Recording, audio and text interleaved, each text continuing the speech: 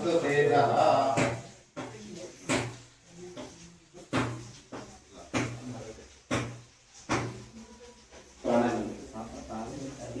ओम स्वाहा ओम स्वाहा ओम स्वाहा ओम महा ओम जनः ओम तपः ओम सत्यम ओम सत्य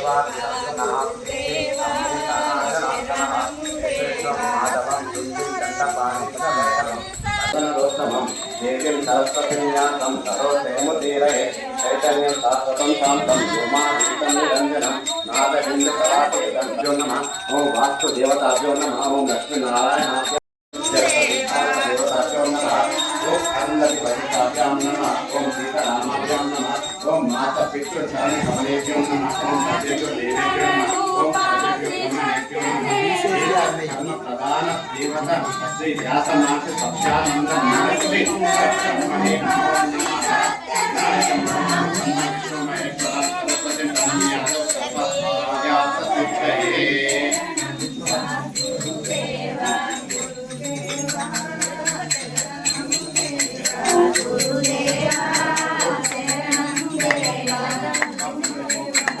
गमस्तंतु देवानां गमनस्तंतु राक्षसानां दुर्गंधारहं तत्स देव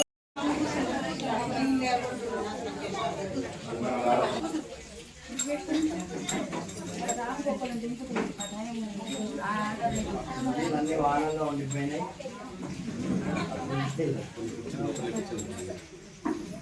వీళ్ళు వాహనంలో ఉండిపోయినాయి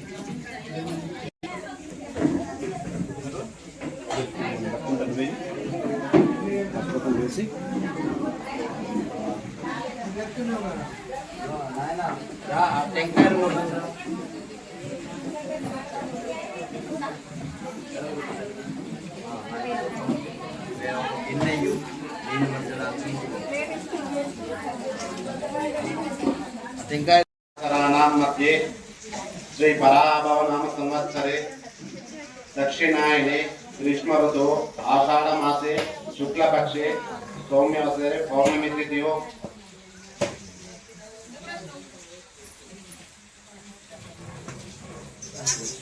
श्रीमान మీ పేరు చెప్పండి वस्त्रम ओम श्री महागणाधिपतये नमः वस्त्रोपवस्त्रं सम पुरुष पुरुषस्परि एवानो दूर्वे प्रदनो सहस्रेण शतेन च ओम श्री महागणाधिपतये नमः पूर्वांकुरान् समर्पयामि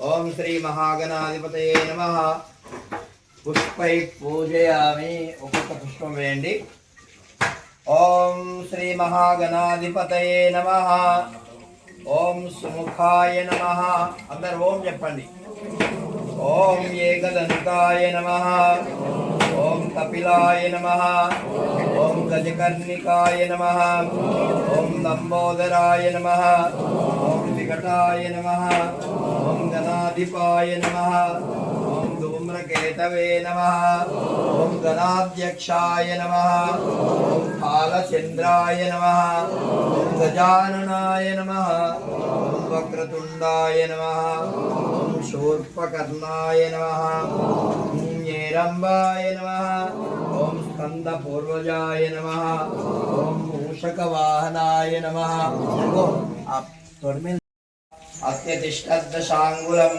ओम श्री गुरुमूर्तये नमः आवाहनं समर्पयामि मरొక పుష్పం తీసుకోండి ओम पुरुषये वेदगुं सर्वं यद्भूतं यच्च भव्यं उदामृतत्वशेषानः यदन्नेनातिरोहति ओम श्री गुरुमूर्तये नमः रत्नगचित सिंहासनं समर्पयामि ओम पाद्యం కొద్దిగా జలం తీసుకొని స్వీకరించండి. ఓం శ్రీ సత్యానంద గురుమూర్తయే నమః. ఏతావానస్య మహిమా జ్యోత్యాయాంశ పూరుషः పాదోస్య విశ్వాభూతాని త్రిపాదస్యాదమృతం దివి. ఓం శ్రీ సత్యానంద సద్గురు పరబ్రహ్మణే నమః. పాదయోపాద్యం సమర్పయామి. అర్ఘ్యం కొద్దిగా మరొక జలం. ఓం త్రిపాదోద్భవ దైత్పురుషः పాదోస్యాద్భవత్ పునః తతో విశ్వం చక్రామత్శాసనానసనే అభి. ఓం శ్రీ సత్యానంద గర్భాంతి కౌస్తువాయ నమః. ఓం సత్యదేవాయ నమః. శ్రీమద్జీవనగురుస్తాయ నమః. ఓం సత్యదేవాయ నమః. ఓం ఓంకారైకపరాయణాయ నమః. ఓం సత్యదేవాయ నమః. ఓం పద్మావతి ప్రాణనాథాయ నమః. ఓం సత్యదేవాయ నమః. కామక్రోధాదివర్జితాయ నమః. ఓం సత్యదేవాయ నమః. కారుణ్యయుక్తాంతరంగాయ నమః. ఓం సత్యదేవాయ నమః. యుక్తాయుక్త విచక్షణాయ నమః. ఓం సత్యదేవాయ నమః. రమణాంతే వాసిముఖ్యాయ నమః. ఓం సత్యదేవాయ నమః.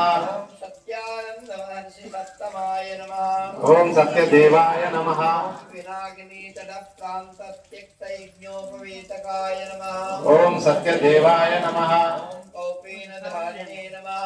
ఓం సత్యదేవాయ నమః. దినే నమః. ఓం సత్యదేవాయ నమః. ఓం సత్యదేవాయ నమః. సదాధ్యాత్మోపదేశకాయ నమః. ఓం సత్యదేవాయ నమః. గీతోక్తమార్గానుష్ఠాత్రే నమః. ఓం సత్యదేవాయ నమః. ఓం గర్వాహంకారవర్జితాయ నమః. ఓం సత్యదేవాయ నమః. ఓం మహాబలాయ నమః. ఓం సత్యదేవాయ నమః. ఓం మితాహారాయ నమః. ఓం సత్యదేవాయ నమః. ఓం నిరాడంబర జీవితాయ నమః. ఓం సత్యదేవాయ నమః. ఓం శ్రీ సింహాచల ప్రాగ్భాసితాశ్రమ విశ్రమాయ నమః. ఓం సత్యదేవాయ నమః. ఓం సముద్రవాద సంసేవ్యాయ నమః. ఓం సత్యదేవాయ నమః. ఓం ఉచ్చ శుభ్రస్థల స్థిత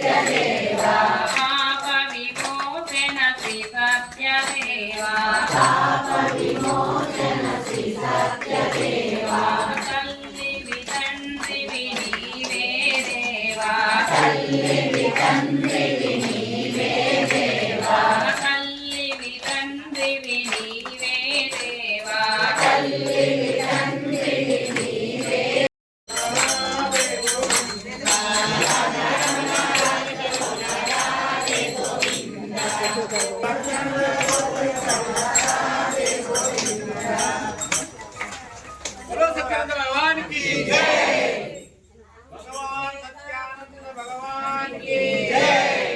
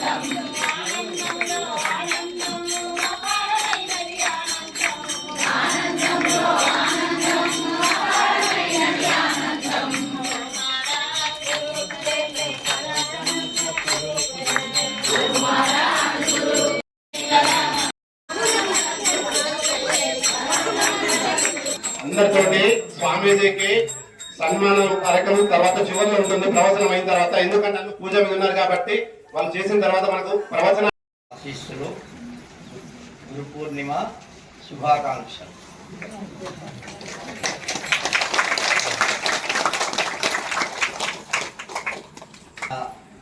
జీవితంలో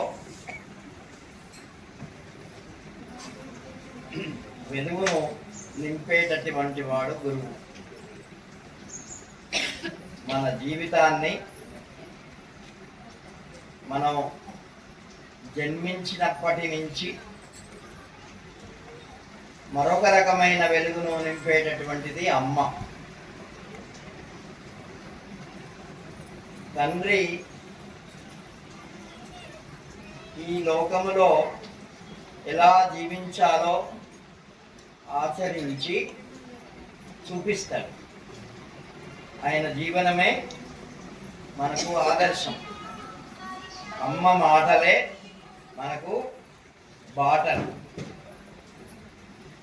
ఆమె ఎలా ఎలా నడవాలో, ఎలా మాట్లాడాలో, ఎవరు వచ్చినప్పుడు ఎలా మనం ప్రవర్తించాలో చెప్పేటటువంటిది అమ్మ కదా. అవునా? అమ్మనే. అమ్మ చిన్నప్పటి నుంచి, మనం పుట్టినప్పటి నుంచి మనం ఒక 5 సంవత్సరాలు వచ్చేసరికి మరి గురువు దగ్గరికి పంపించేవాళ్ళు. రాముడు కూడా వశిష్ఠుని దగ్గర మరి విద్యాభ్యాసం చేసినాడు. కృష్ణ పరమాత్మ సాందీపని మహర్షి దగ్గర విద్యాభ్యాసం చేసినాడు. ఇట్లా ఎంతో మంది రాజులు, మామూలుగా ఉండేటటువంటి పిల్లలు కూడా అందరూ గురువు దగ్గర విద్యాభ్యాసం చేసినటువంటి వాళ్ళే. అంటే అమ్మ కొంతవరకు చెప్తుంది. నాన్న మనల్ని సంరక్షిస్తారు, అమ్మ సంరక్షిస్తుంది. కానీ మన జీవితంలో ప్రభావము ఎక్కువగా అమ్మది ఉంటుంది. అమ్మ యొక్క నడవడిక, అమ్మ మాటలు, అమ్మ యొక్క ప్రవర్తన, ఏ విధమైనటువంటి అలజడి లేకుండా మన జీవితాలను గడిపింపజేసేటువంటిది అమ్మ. ఏదన్నా చిన్న తప్పు చేసినా ఇట్లా కాదు నాన్న అని బుజ్జగించి చెప్పేది అమ్మ. అక్కడ మనకు భయము ఉంటుంది, తర్వాత భక్తి కూడా ఉంటుంది. భయము ఉన్నటువంటి వాడు గురువు చెప్పినటువంటి దాన్ని ఆచరిస్తాడు. భక్తి ఉన్నటువంటి వాడు కూడా ఆచరిస్తాడు. అయితే దీంట్లో 2 విషయాలు ఉన్నాయి. భక్తి ఉన్నటువంటి వాడికి ఏది చెప్పినా శ్రద్ధగా విని దాన్ని ఆచరిస్తాడు, దాన్ని పట్టుకుంటాడు, దాన్ని జీవితంలో ఆత్మసాత్యం చేసుకోవడానికి ప్రయత్నం చేస్తాడు. ఇక భయం ఉన్నవాడే వాడు మన ఎదుట మాత్రమే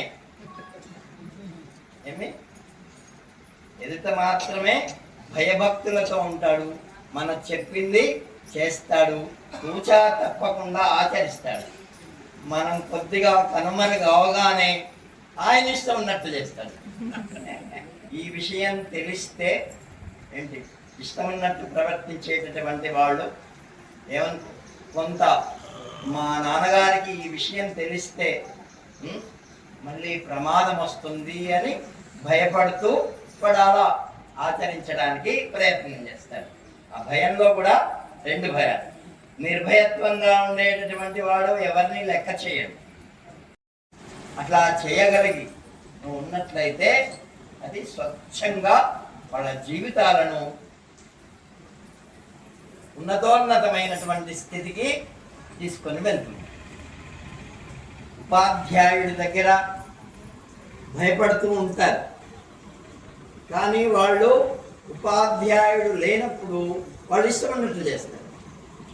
కొంతమంది చేసేటటువంటి వాళ్లకు తొందరగా విద్య అవ్వదు, పట్టుబడదు.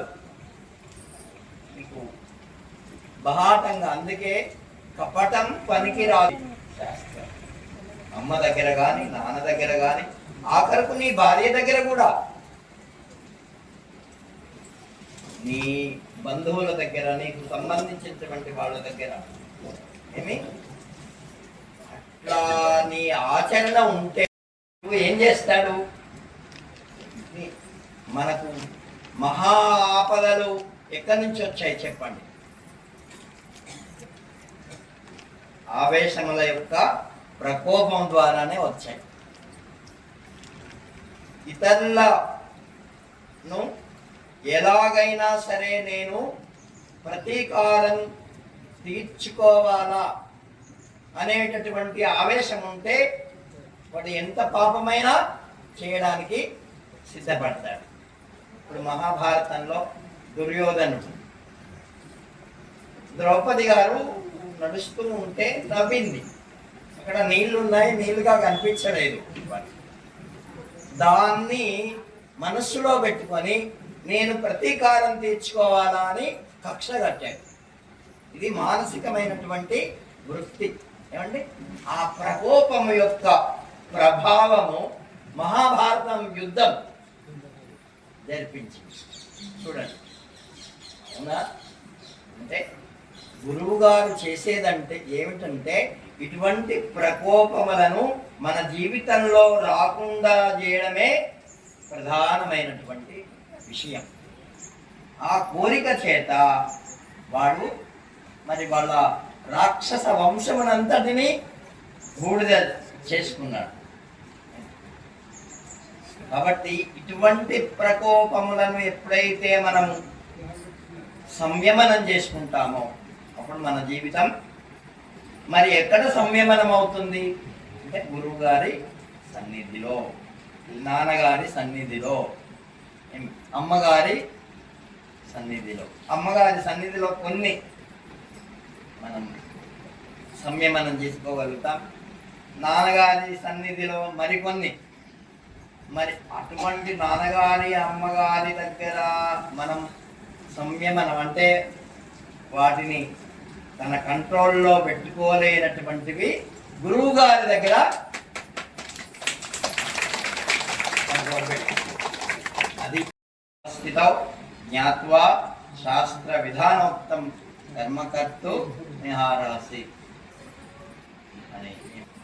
నిజంగా గురువు దగ్గర ఉంటే తప్పకుండా ఈ కామక్రోధ లోభమోహాలు సంయమనం అవుతాయి. ఎన్నో సందర్భాలు ఇటువంటి పరిస్థితులు వచ్చినప్పుడు వాళ్ళు మనల్ని కాపాడతారు. మీకు ఒక రామాయణంలో ఒక విషయం చెప్తాను. రాముడు అరణ్యానికి వెళ్ళాడు. భరతుడు తాతగారింటి నుంచి వచ్చాడు అయోధ్యకి. విషయం అంతా తెలుసుకున్నాడు.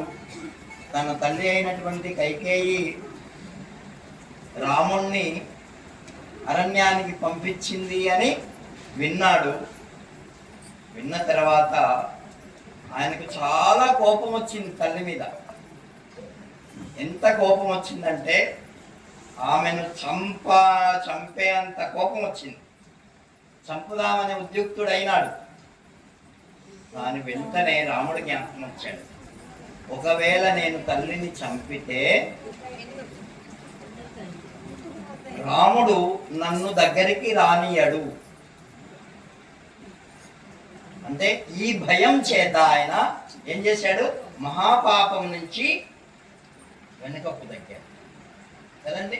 అంటే స్వస్య తన రాముణ్ణి చూచి తన కోపమును తగ్గించుకొని పాపము నుండి ఆయన పరిహరింపబడ్డారు. అలాగే మనము అటువంటి మంచి చరిత్రలు విన్నప్పుడు ఏంటి మన కోపము వాళ్ళను జ్ఞాపకం చేసుకొని మనం తగ్గించుకోవాలి. మన వంశాన్ని వ్యాస భగవానుడు ఎప్పుడో ఇవన్నీ చేశాడు.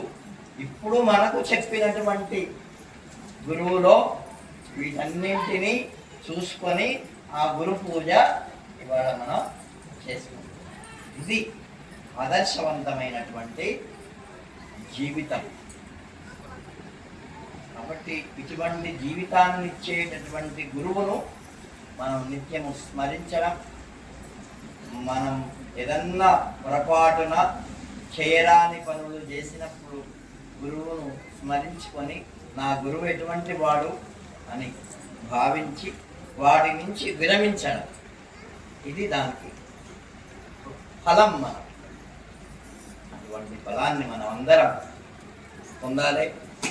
గురువు పూజ చేయడం కాదు ప్రధానం ఏమి. కాబట్టి గురువు చెప్పినటువంటి ఆచరణ, గురువుకు ఇష్టమైనటువంటి ఆచరణ, గురువుకు ఇష్టమైనటువంటి నడవడిక, ప్రవర్తన ఎప్పుడైతే మనం చేస్తామో మనమే గురువు కంటే ఎక్కువ లాభాన్ని పొందేది మనమే. గురువు పొందడు, మనం బాగుంటే గురువుకి ఏమొస్తుంది చెప్పండి? ఏమి రాదు, ఒక కీర్తి వస్తుంది. ఏం కీర్తి వస్తుంది? సత్యానంద మహర్షి శిష్యుడట, ఎలా ఉన్నాడు చూడు, అటువంటి కీర్తి చాలు. ఎవరికి? గురువు. ఇంతకంటే ఏం అవసరం లేదు. ఎటువంటి వాళ్ళ వంశం వాడురా, అలాని వంశం వాడు, ఎంత బాగున్నాడు, వాళ్ళ నాన్న ఎటువంటి వాడు, అట్లా ఉన్నాడు నా వీడు అని నాన్నకు కీర్తి, వంశానికి కీర్తి, గురువుకు కీర్తి. కాబట్టి రెండు రకాలైనటువంటి వంశములు ఉంటాయి. ఒకటి గురు శిష్య వంశము, ఒకటి వంశ పారంపర్య వంశం. తండ్రి కొడుకు, తర్వాత కూతుళ్ళు, తర్వాత బిడ్డలు, తర్వాత ఇదొక వంశం. మరి గురువుకి ఏమిటి వంశం? వాళ్ళ శిష్యుడే వంశం. అందుకని గురువు నా వంశంలో ఉన్నటువంటి వాళ్ళందరూ చాలా చక్కగా ఉండాలి, ఆదర్శంగా ఉండాలి, అందరికీ ప్రతిమానంగా ఉండాలి అని భావిస్తాడు. అంతకంటే ఏం భావించడు, అంతకంటే ఏం కోరడు. కాబట్టి అటువంటి ప్రతిభా సంపన్నమైనటువంటి జీవితాన్ని గడపాలని మరి సద్గురుదేవుడు అటువంటి శక్తిని మనందరికీ ఇయ్యాలని కోరుకుంటూ, మరి గురువు గారి యొక్క జగద్గురు అయినటువంటి కృష్ణ పరమాత్మ చూడండి, వాళ్ళ గురువు గారు సాందీపని మహర్షి ఆ గురు శిష్యుల్ని చెప్పుకొని ఉబ్బిపోతాడు. అట్లాగే రామచంద్రుల్ని చెప్పుకొని వశిష్ఠ మహర్షి ఉబ్బిపోతాడు, విశ్వామిత్ర మహర్షి ఉబ్బిపోతాడు. అటువంటి సంతోషాన్ని మనం తల్లిదండ్రులకు, మన యొక్క వంశానికి, గురు శిష్య సంప్రదాయానికి మనం కలిగించాలి. అది మన యొక్క లక్ష్యం.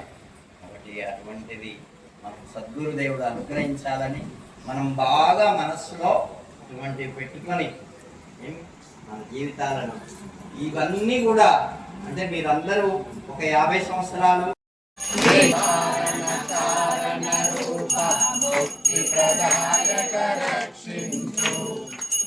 భయహరణము భక్తికి మార్గము ముక్తిను సంగును నీ నామం సాక్షాత్ సద్గురుమూర్తివని మా ప్రత్యక్షం బగు దైవమని హారతి నిత్యకి మము కరుణతో ప్రోముము గురుదేవా మంగళకర శ్రీ సత్యానంద మంగుల ప్రోముము మాదేవా కారణ రూప ముక్తి ప్రదాయక రక్షించు కోరిన వరములని చేడిని దివ్యనామము మరువము మహాదేవా నిన్ను నమ్మితిమి గురుదేవా పతి నీదు బిడ్డలను మరువకుమా నిత్యహారతిని చేకొనుమా ప్రత్యక్ష హారతిని కైకొనుమా మంగళకర శ్రీ సత్యానంద మమ్ముల బ్రోము మహాదేవా విఘ్న నివారణ కారణ రూప ముక్తి ప్రదాయక రక్షించు ముక్తి ప్రదాయక రక్షించు.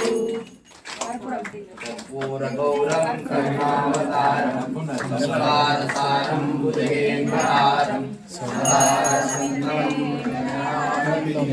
భవం భవానీ శైలం నమామి మంగళం శ్రీ కురుక్షేత్రాయ శోధివిహారిణి పార్థసారథిరూపాయ సీతాచార్యాయ మంగళం మంగళం గురుదేవాయ మహనీయాత్మనే సర్వలోకశరణ్యాయ సాధురూపాయ మంగళం మంగళం